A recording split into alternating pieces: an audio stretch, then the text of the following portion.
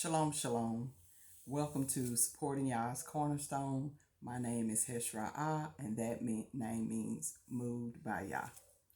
Today I'm starting a new book series called What Have I Read?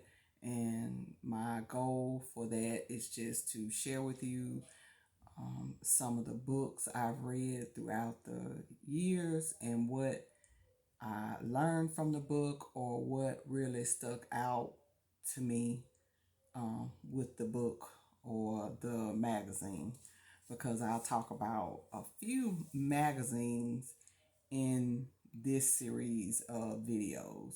So in today's video, I'm going to talk about the book As a Man Thinketh. That's one book that I have read and my whole family has read. Actually, with my children, we read it together in homeschool. So that may be something that some of these books you may actually want to read with your children if you're homeschooling, or even if your children go to a private or a public school. It may be something, some of these books you may want to take the time to read together at home with them. How we ended up learning about that book is my husband found it in a thrift store in New Orleans.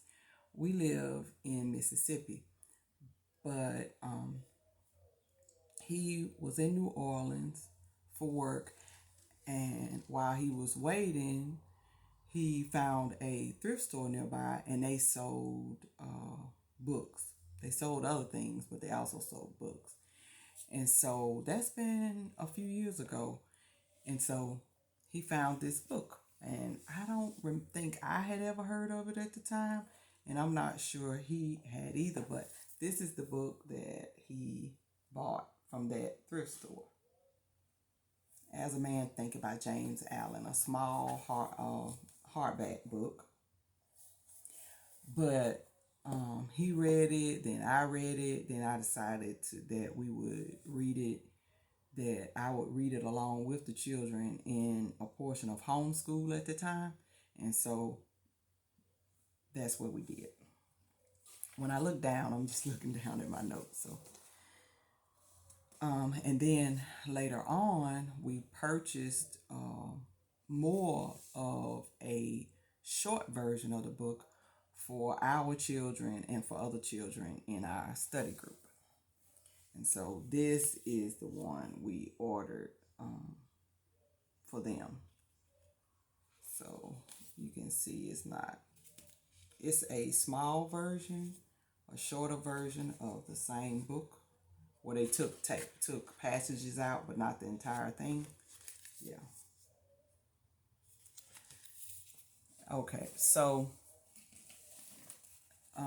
this book was just, we got a lot out of it, but a point I wanted to make before I read some passages from it is that when it comes to self-help type books and books like As a Man Thinketh, which I would kind of put in like a self-help book,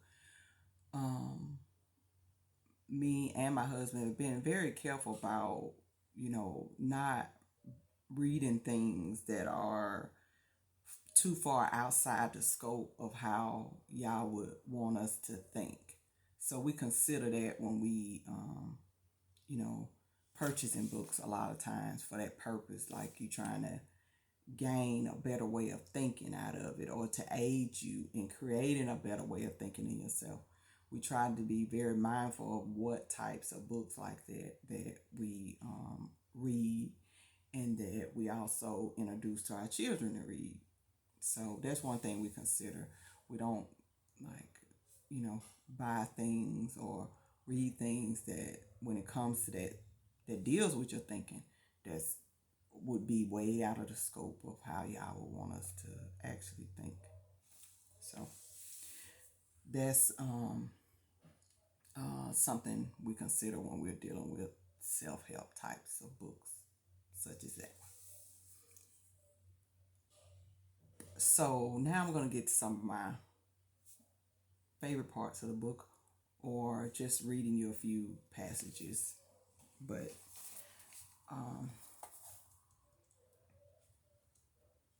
so the book has several small chapters.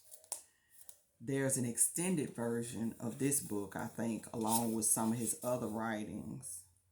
But this is the table of contents. And there's an introduction, and it tells you a little bit about James Allen. And then some of the small sections are thought and character, revealing your inner nature, thoughts of health, working thoughts, and thinking of success. That's just a few of the sections that are in this book. So I'm just going to read a few out of it. And on page 16, it says, "As a man thinketh in his heart, so is he. Embraces the whole of a man's being. It is so comprehensive that it reaches out to every condition and circumstance of life. A man is literally what he thinks." And so when he uses the word man in his book, he's using it in the sense of humanity, man and woman, not literally man, just in case somebody might be confused about that. But his character is the sum of all his thoughts. As the plant springs from the seed and could not be without it, so every act of a man springs from the hidden seeds of thought.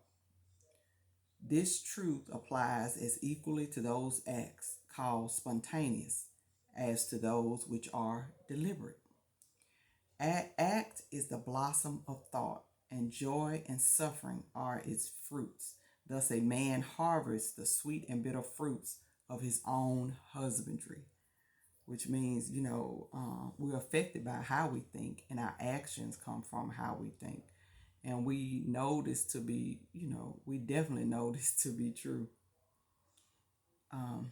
Man is a growth by law and not a creation by artifice, for cause and effect is as absolute and undeviating in the hidden realm of thought as in the world of visible and material things.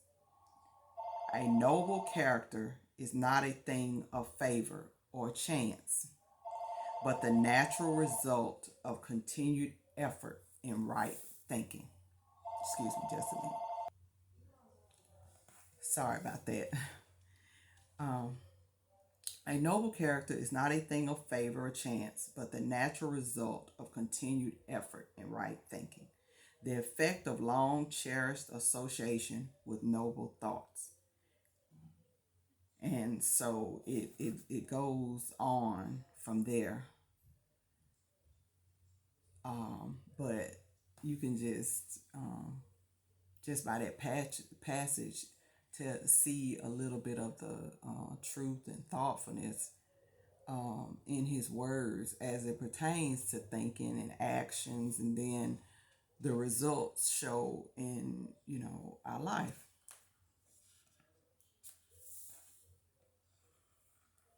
On page 19 of this same smaller version,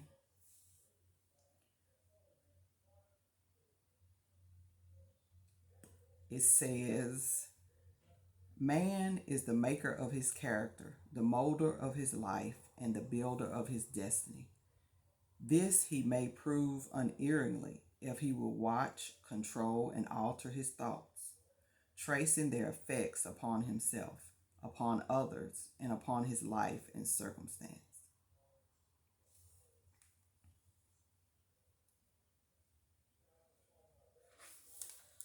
And I'm reading you just a few sections out of it. I'm sorry, my lighting was good at first where I am today, but now it's getting a little dark, but excuse me for that.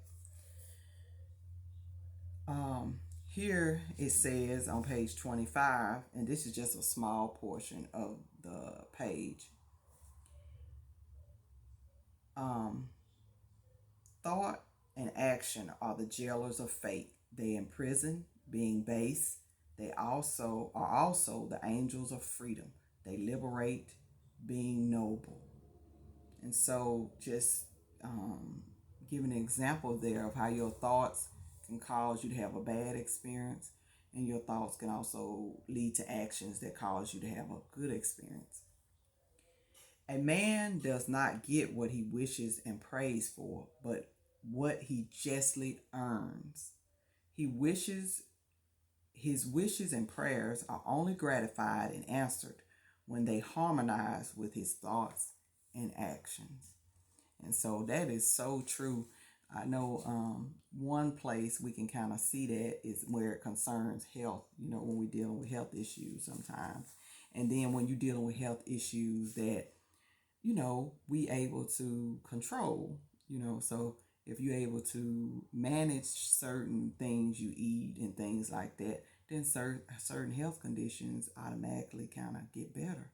But when we don't, then things either stay the same or get worse. So I just use that for an example, definitely that we can, see, but you can realize how so true that is. And it reminded me of a scripture. Hold on just a minute. Psalm 62 and 12. And Psalm 62 and 12 says, "Also unto thee, O Yah, belongeth mercy, for thou renderest to every man according to his work." And so that kind of just reminds you of what he was saying. You're only going to get what you pray for, first of all, if it's something righteous. And then second of all, if you put in some work in order to have that. A lot of times we can relate that to money easily, but not necessarily to things outside of, financial gain. And so I'm just going to share a few more passages. This is under a section called Eliminate the Negative. The will to do springs from the knowledge that we can do. Doubt and fear are the great enemies of knowledge. And he who encourages them, who does not slay them, thwarts himself at every step. He who has conquered doubt and fear has conquered failure. His every thought is allied with power, and all difficulties are bravely met and wisely overcome.